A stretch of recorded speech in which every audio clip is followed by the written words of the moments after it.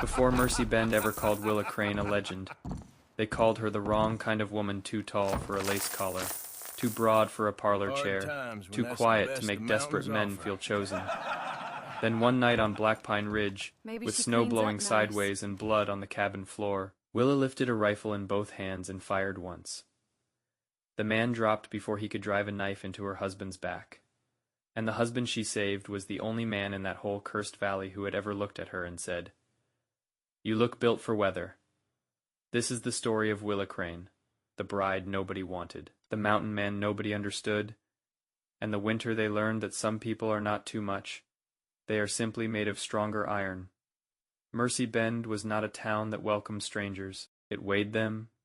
It measured their boots, their hands, their accent, their purse, then it decided how much kindness they were worth. So when the bride wagon rolled in from Kansas City on a gray March morning in 1873, the men of Mercy Bend were already lined up outside the church hall with their hats in their hands and judgment in their eyes.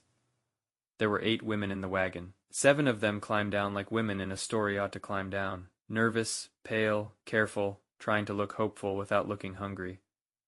Willa Crane climbed down last. The wagon springs rose when her weight left them. That was the first thing the men noticed. A little ripple moved through the line. Not laughter yet, but the ugly beginning of it. Willa felt it. She had felt that sound all her life. She was 27 years old, 5 feet 11 in her stocking feet, strong from laundry work and grain sacks and carrying other people's burdens, because someone always noticed she could. She had brown hair she pinned back without softness. Her hands were square and work, scarred. Her face was not hard, but it had never been called sweet. Back in Kansas City, the registry woman had looked Willa over and said, "Men out west want a wife, Miss Crane, not a hired hand in a bonnet," Willa had answered. Then they should learn the value of a hired hand. The woman had taken her money anyway. $52 for passage, paperwork, and a chance. Not a promise. A chance inside the church hall. The 8 women stood in a row beneath a cracked painting of angels, while the registry clerk read their names from a ledger. The men came forward one at a time. They asked about sewing, cooking, church habits, fertility, and whether a woman had any family likely to cause trouble. They never asked if the women were afraid. Fear was assumed. One by one, the smaller women were spoken for. A storekeeper chose the girl with gold curls. A widower with 3 children chose the one who could quote scripture without looking at the page. A ranch hand chose a red-haired girl because she smiled at him once, and he mistook terror for sweetness. By noon, Willa stood alone at the end of the hall with her carpetbag beside her boot. The clerk cleared his throat. "Miss Crane is of sound health," he said. "Excellent references. No debts, no scandal." A man near the stove snorted. No scandal because no man ever got close enough. A few men laughed. Another said, "She's the size of a fence post. Wouldn't know whether to marry her or hitch a team to her." The laughter grew teeth. Willa did not lower her eyes. That bothered them more. Men who mock a woman want to flinch as payment. Willa gave them nothing. The clerk shut the ledger, embarrassed now that he had failed to sell the last item on the table. "There may be work at the wash-house," he muttered. Willa bent to take her bag. She told herself she would not cry. Not in front of them. Not for them. Then the church door opened. Cold air swept down the aisle and put out 2 candles near the front. A man stood in the doorway with snow on his shoulders. He was tall, but not clean tall. Mountain tall, weathered tall. A buckskin coat hung from him, like it had been cut from the wilderness itself.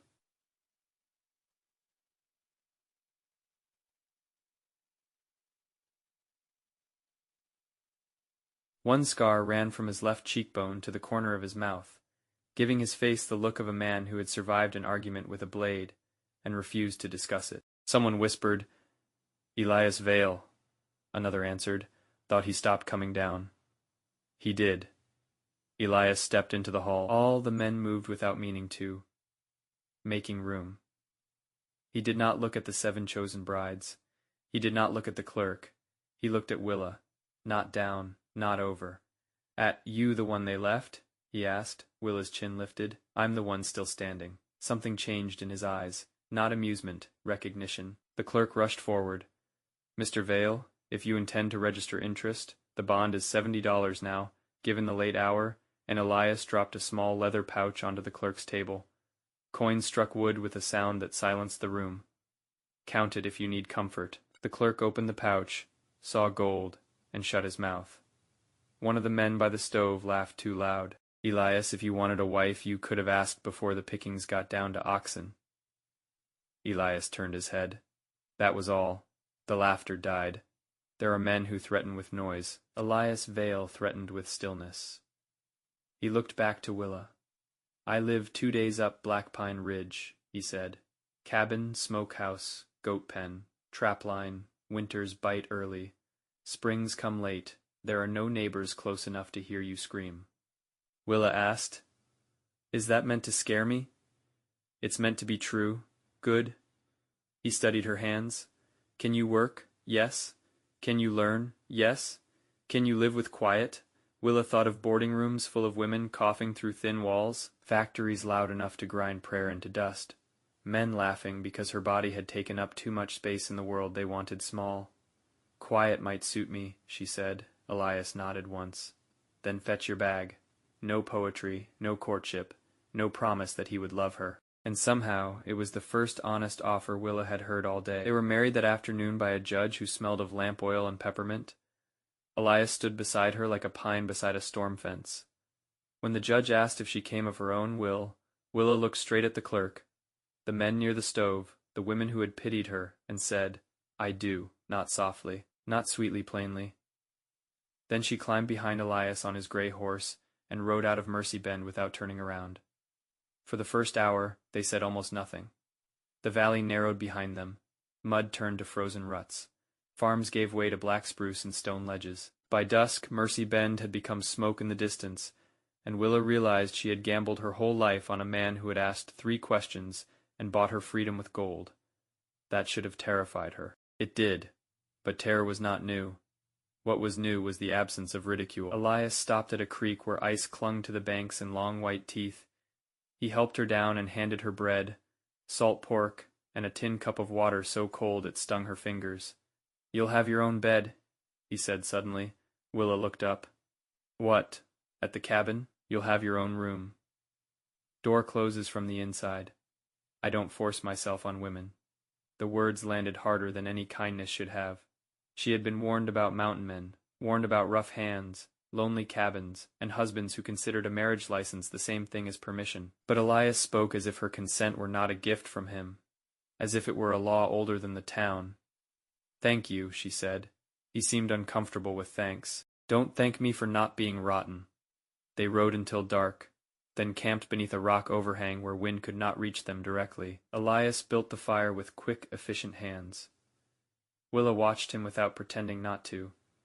He moved like a man who had learned every mistake the mountain could punish. No wasted motion, no bragging, no asking her if she was impressed. When he handed her coffee, it tasted like burnt bark boiled in regret. She drank it anyway. Across the fire, Elias cleaned his rifle. "Why did Mercy Bend talk about you like you were dead?" Willa asked. His hand paused, then resumed. "Because I let them." "Why?" "Less trouble." That was all he offered. Willa had learned not to beg for pieces of a man, so she looked at the stars instead. They were sharper here, cold and crowded, as if the sky had been hammered full of silver nails. "It's beautiful," she said. Elias glanced up. "Means frost by morning." Willa surprised herself by laughing. He looked at her as if the sound had startled something awake in him. "What?" she asked. "Nothing."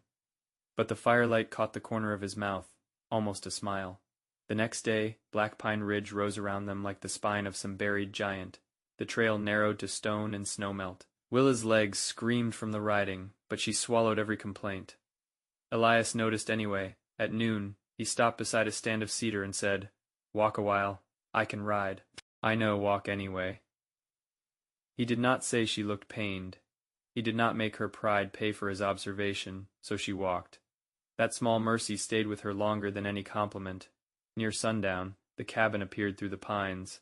It was not the savage den Mercy Bend had implied. It was square, solid, built of dark logs chinked tight against the weather. A stone chimney breathed smoke into the evening. A covered porch leaned toward the valley. Split wood stood stacked under a tarp. The goat pen was repaired with better care than many townhouses. Inside, Willa stopped just past the threshold. Books lined one wall, not a few, dozens. Some with cracked spines, some wrapped in cloth to hold them together. A fiddle hung above the hearth. A copper kettle shone from a hook. There were clean quilts folded on a chest, jars labeled in careful handwriting, and a carved wooden horse sitting on the mantel, no bigger than Willa's palm. "This was your family home," she said. Elias did not answer quickly. "Yes." Willa looked at the carved horse. "Children?" "One boy," he said. "Jonah." The name seemed to cost him. "And your wife, Ruth? Were they Fever?" His voice closed around the word, 5 winters back. The cabin suddenly made sense. Not loneliness by nature, loneliness by damage.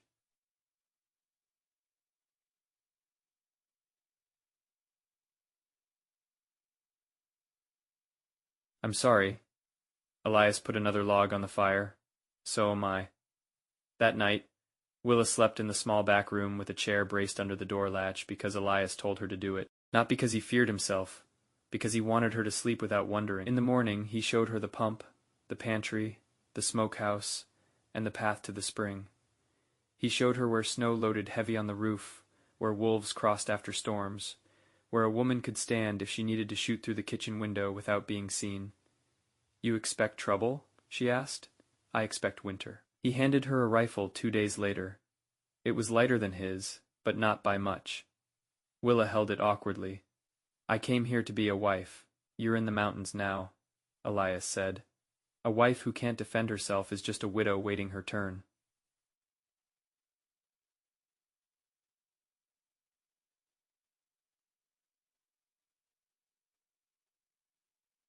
He taught her slowly how to load, how to breathe, how not to squeeze her eyes shut before the shot. The first time Willa hit a bottle at 20 paces, the sound cracked through the clearing and echoed into the trees. Elias lowered his spyglass. Again, no praise, but he set a second bottle farther out. That was praise enough. Weeks passed. Willa learned the cabin's work. She learned to bake ash bread, mend traps, split kindling, salt meat, and read weather in the strange green tint beneath a cloud bank. She learned that Elias hummed when he sharpened knives, that he touched the carved horse on the mantel every morning just once, that he could sit for an hour without speaking, and still somehow make a room feel less empty, and she learned that the mountain had no use for dainty. On Blackpine Ridge, her strength was not an embarrassment, it was currency. The first time she lifted a feed barrel, Elias had planned to move himself. He stared at her. Willa braced for a joke. Instead, he said, "Good." Just that, good. A word small enough to fit in a pocket. Willa carried it for days. The trouble began with a letter. It came folded in blue paper, delivered by a boy from Mercy Bend whose horse looked near death by the time he reached the ridge. Elias paid the boy with jerky and coin, then opened the letter at the kitchen table. Willa watched his face change, not fear, calculation. "What is it?" she asked. "Offer to buy the property?" "From who?" "North Star Mineral Concern." "Do you want to sell?" "No."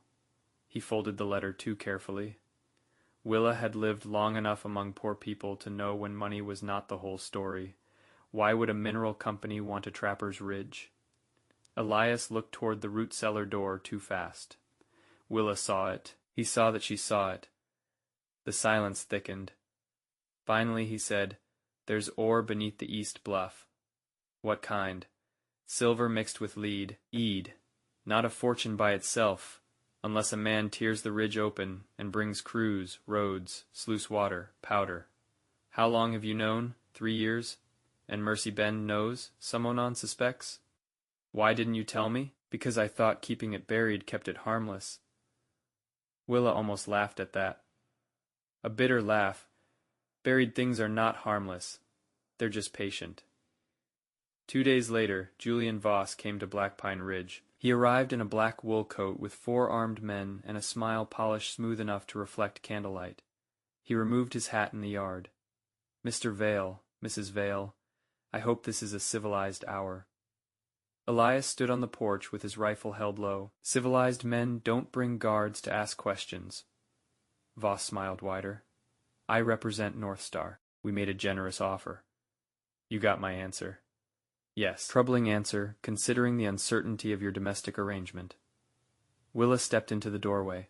My domestic arrangement? Voss looked at her like a man looks at a document he expects to sign. The registry has concerns, Mrs. Vale. A woman rejected publicly, taken into remote territory by a man with a violent reputation. Questions arise. I answered the judge, under immediate pressure. Willa felt heat climb her neck. There it was, the old trick. A woman's yes could be erased if the right man found profit in calling it confusion. Elias's voice went flat. Leave. Voss sighed. I am trying to prevent this becoming ugly. If a court determines your marriage bond invalid, or determines Mrs. Vale is being held beyond safe access to town, the property could be placed under temporary receivership. By you, Willa said. By the court, Voss corrected, with your hand on the court's shoulder. For one heartbeat, the smile fell away. Willa saw the real man beneath it, cold, hungry. Then Voss put the smile back on. You are sharper than Mercy Bend suggested. They never asked. Elias raised the rifle 1 inch. You're done. Voss returned to his horse. This ridge will not remain buried forever, Mr. Vale. Neither will what you've done up here. After they left, Elias stood in the yard until hoofbeats faded. Willa came beside him. What have you done up here? He looked at the cabin. Survived. Then we prove it. To who? To anyone Voss hasn't bought yet. That was how Willa Vale entered the fight, not with a gun first, with questions. For 3 nights, she and Elias went through old receipts, registry papers, land deeds, tax stamps, and a mining assay Elias had sworn he would never use. The property was legal. The marriage was legal. But legality was a thin door when a rich man had an axe. They needed more than documents. They needed witnesses to Voss's methods. So they left before dawn on a thawing Friday and rode north instead of south, toward an abandoned saw camp called Crow Fork. Elias said displaced families sometimes wintered there when North Star had squeezed them off better land. The ride took 2 brutal days. Willa's hands blistered beneath her gloves. At night, coyotes sang from the dark, and Elias slept with his rifle across his knees. Crow Fork was barely a settlement, 6 cabins, a burned mill, children with winter, thin faces watching from behind skirts. The first man they spoke to told them to leave. The second spat when he heard Voss's name. The third, a woman named Agnes Pike with silver hair, and one eye clouded white, invited Willa inside and shut the door on Elias. You want truth? Agnes asked. Yes. Truth is expensive. I paid $52 to learn that already. Agnes studied her, then laughed once. By evening, 5 people had told Willa what North Star had done. A barn burned 3 days after a refusal to sell. A bridge cut loose in spring flood. Powder planted in a quarry shack. A husband beaten on a road and later called drunk. A claim book stolen from the county shelf and returned with 2 pages missing. No one had been able to prove enough, not alone. Willa wrote each account in a steady hand, dates, names. Places, small details liars forget and victims remember forever. Elias watched her from across the room as if seeing her become something new. But Willa did not feel new. She felt like iron finally placed where fire could use it. Before they left Crow Fork, Agnes pressed a tin box into Willa's hand. Inside were 3 torn claim receipts and a brass survey pin stamped with North Star's mark. My husband died trying to hold our land, Agnes said. Make his stubbornness useful. On the ride home, Elias said, you were born for this. For what? Standing where people told you not to. Willa looked ahead, hiding the way those words moved through her. Maybe I got tired of asking permission.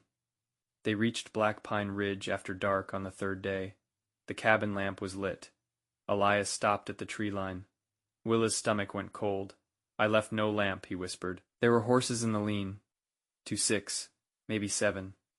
Men moved inside the cabin, shadows passing over Willa's curtains, touching her table, opening her cupboards, her home. The words struck her with such force she almost spoke aloud. Home. This was her home now. Elias motioned her down behind a snowbank. His face had gone still in the old dangerous way. Voss's men? Likely. What do? We watch. For an hour they lay in the trees with cold soaking through their coats. Men came out to piss, to smoke, to laugh. One wore Elias's spare coat.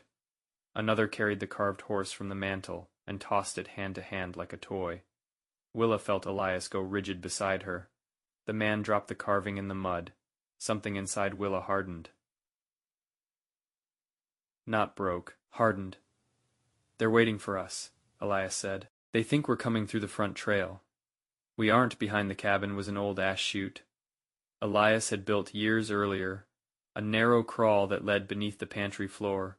He had shown it to Willa once as a last resort. Now it became their first chance.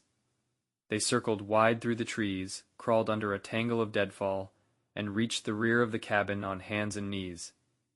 Inside, the men were drunk on stolen whiskey and certainty. Certainty makes noise. It made them easy to hear. Elias lifted the pantry board from beneath. One hinge groaned. Both froze. No shout came. They slipped inside. The pantry was dark and smelled of flour, salt, and boot leather. Through the crack under the door, Willa counted feet in the main room. 5 men, 1 more in her bedroom. Maybe another outside. Elias leaned close. "We get the papers from the chest. Then out." Willa shook her head. "They'll burn the cabin after they search it. Boss won't leave proof behind. Then we take what matters." His hand moved toward the door. That was when the bedroom door opened. A man came out dragging Willa's quilt behind him. He saw the pantry door move. For half a second, nobody breathed. Then he lunged. Elias hit the door with his shoulder and drove the man backward into the table. The room exploded. Chairs scraped. Men shouted. A pistol fired into the ceiling. Willa ducked, grabbed the rifle from Elias's shoulder as he wrestled the first man down. Another man came around the table with a knife, not toward Willa, toward Elias's back. Everything slowed, not beautifully, not like a hymn, like terror turning the world into separate pieces. The knife, Elias on one knee, the man's mouth open, the rifle heavy in Willa's hands. She remembered Elias's voice on the clearing. "Breathe. Don't blink. Let the shot happen." Willa fired. The man folded against the stove and slid to the floor. For one stunned second, every man in the cabin looked at her, not at Elias, at Willa, the bride they would not pay for, the woman they had mistaken for excess. Elias used that second. He broke the first man's jaw with the butt of his pistol, kicked the table over, and pulled Willa down behind it as bullets tore through the pantry shelves. "Move," he shouted. They did not win that fight by strength. They won it by knowing the cabin better. Elias shot through the stove gap. Willa reloaded with hands that shook but did not fail. When a man tried to crawl toward the dropped knife, she brought the rifle up and said, "Don't." He believed her. By the time the shouting stopped, 2 men were dead. 3 had fled into the dark, and 1 sat bleeding against the wall with his hands raised. The wounded man's name was Bram Sutter. He was 23, frightened, and very eager to explain that he had only taken North Star pay because his mother needed medicine. "Voss sent us," he said, words spilling fast. He said fetch the ore papers, marriage papers, anything with her signature. Said if Vale fought, shoot him and make it look like he drew first. Willa looked at Elias. His face was pale beneath the soot. "You'll sign that," she told Bram. He swallowed. "Yes, ma'am." All of it names, orders. Who heard him say it? "Yes, ma'am." Her voice did not rise. It did not need to.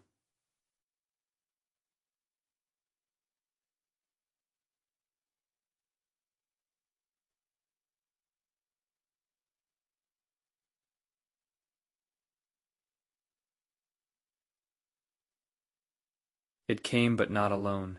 It came with rage, with sorrow, with the terrible knowledge that if she had hesitated, Elias would be dead. Elias stood in the doorway, one arm bandaged where a bullet had grazed him. "You saved me," he said. Willa kept scrubbing. "I killed him. Both can be true." She looked up. "Does it ever leave your hands?" He knew what she meant. No. The answer was not comforting, but it was honest. Bram signed a confession before noon.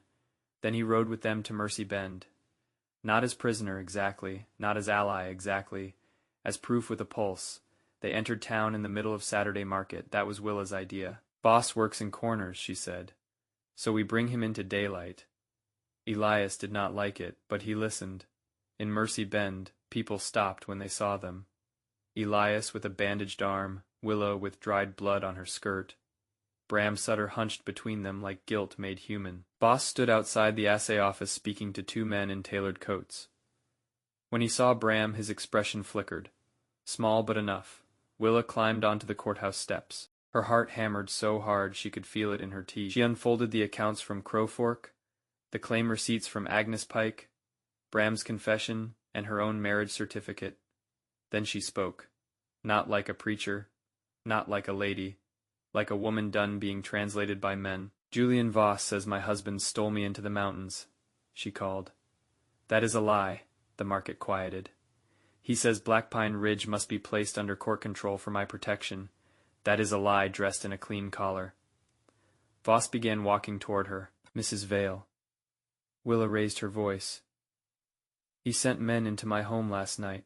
They searched our papers, drank our stores, and tried to kill my husband when we returned.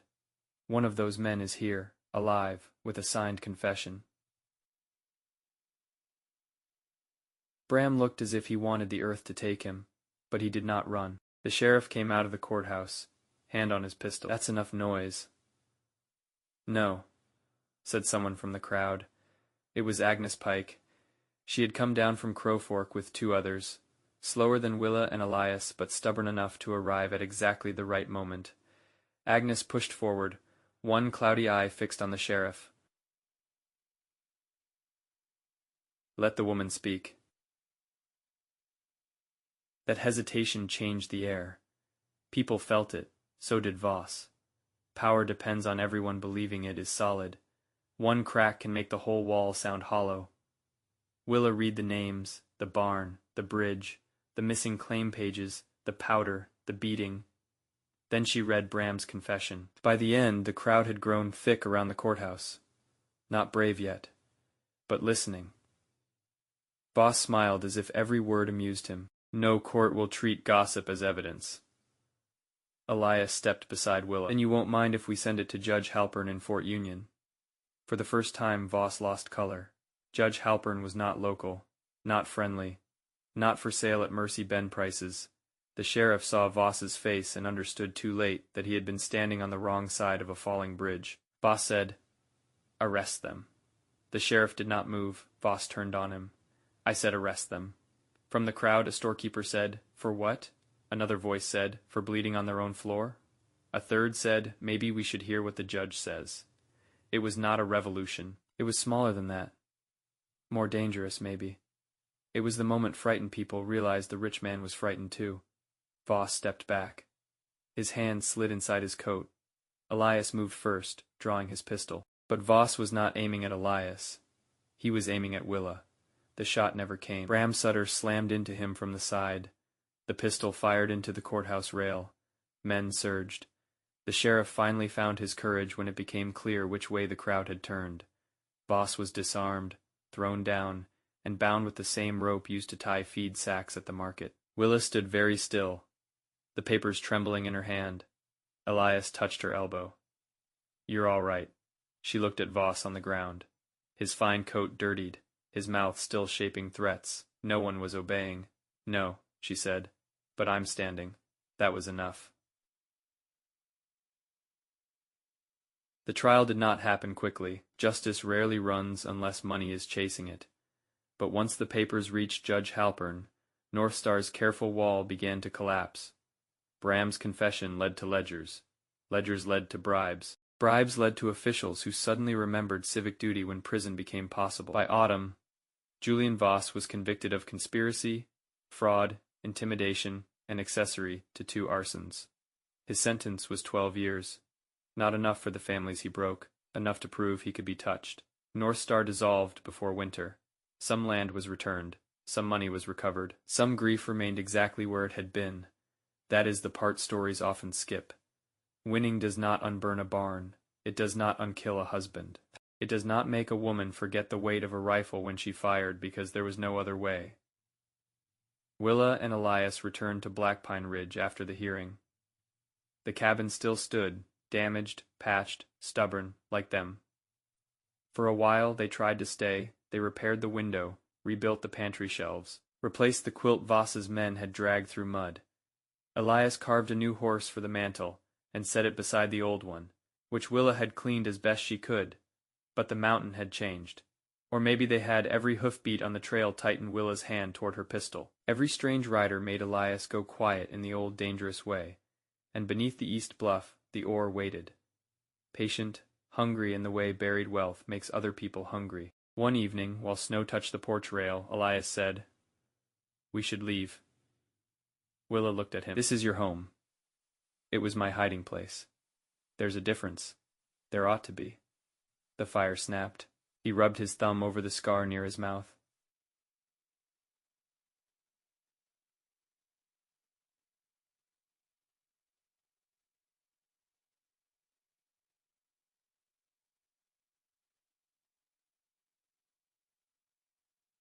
"But I was guarding grief. Then I nearly let it get you killed. You didn't let anything. I brought you into a fight I should have warned you about, and I chose to stay." He looked at her then, fully the way he had in the church hall, not over. "I know, that's why I'm asking you to choose again." They sold Blackpine Ridge the following spring under terms written by Judge Halpern himself. No North Star man could touch it. No claim could be reopened without recorded oversight. It was not perfect, but it was clean enough to let them walk away. They took a fair price, not a fortune. Elias packed the books. Willa packed the kettle, the wedding papers, Agnes's tin box, and the little carved horses. On their last morning, she stood in the yard and listened to the pines. This mountain had shown her what she was made of, but a forge is not meant to be lived in forever. Elias came beside her. "Ready?" Willa took one last look at the cabin where she had learned to shoot, to speak, to matter, to survive. Yes, they rode south, not toward escape, toward a life. They bought land 2 counties beyond Fort Union, where the hills rolled softer and the wind smelled of grass instead of snow.